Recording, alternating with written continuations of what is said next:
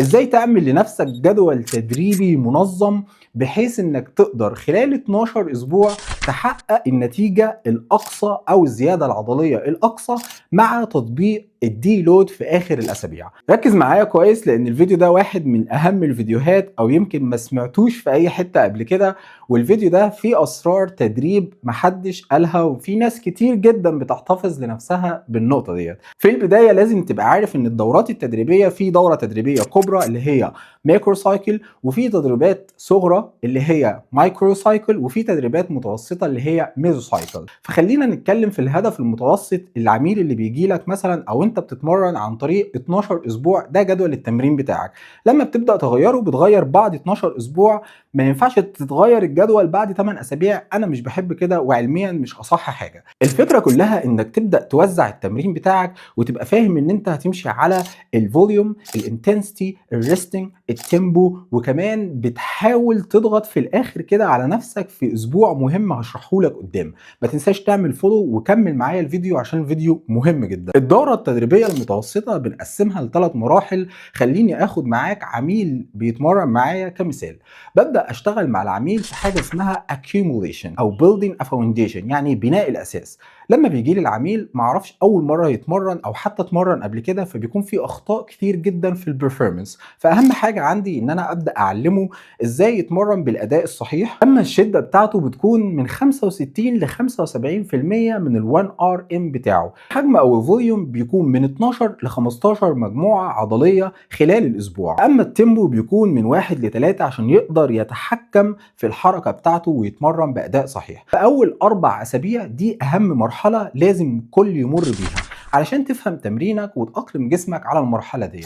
لما نخلص المرحلة دي بنخش في مرحلة تانية مكونة من 4 أسابيع. المرحلة دي بنسميها intensification. نبدأ نزود الشدة في التمرين من 75 ل 85% من ال1 ار ام. التمرين بيكون قريب الار بي اي او الفشل العضلي بتاعه، او متوسط الجهد بتاعه بيكون نقدر نقول ار بي اي 8. اما بالنسبة لعدد المجاميع خلال الاسبوع بيكون من 8 ل 12 مجموعة. الهدف من المرحلة دي هو حساب الفوليوم بتاع التمرين والشدة، وكمان تركيز على الزيادة العضلية في المرحلة ديت. تعتبر من أهم المراحل أو من أهم توسط المراحل في الدورة التدريبية. أما المرحلة الثالثة واللي بتكون مقسمة ل realization أو حتى الديلود، في المرحلة ديت هم 4 أسابيع بنقسمهم ل3 أسابيع وأسبوع لوحده.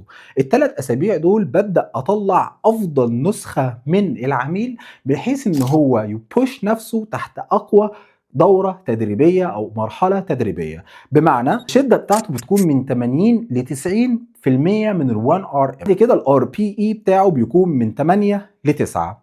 ده في أول أسبوعين. بعد كده الاسبوع الثالث من المرحله دي هو الباور او الويك، بحيث ان انا بقدر اطلع الفوليوم او 1 ار ام بتاعه بعدات زي مثلا 4 عدات او 3 عدات او حتى 1 ريب ماكس. المجاميع في المرحله دي بتكون 4 او 5 مجاميع لكل مجموعه عضليه.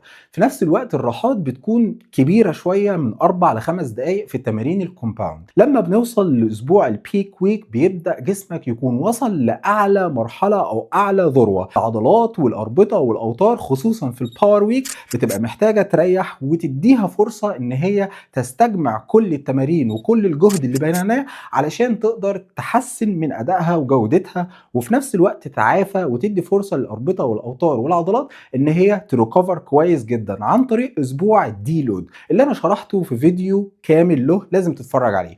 بعد ما بتخلص الدوره التدريبيه والدي لود بتبدا بمرحله جديده تانية، دي هشرحها الفيديو الجاي. وفي المرحله ديت بنبدا ان احنا نخش شويه في التفاصيل ونشوف العضلات الضعيفه والاجزاء الضعيفه ونبدا نشتغل عليها في مرحله او دوره تدريبيه متوسطه اخرى. لو انت استفدت من الفيديو ده ما تنساش تصلي على النبي صلى الله عليه وسلم وتعمل لي فولو.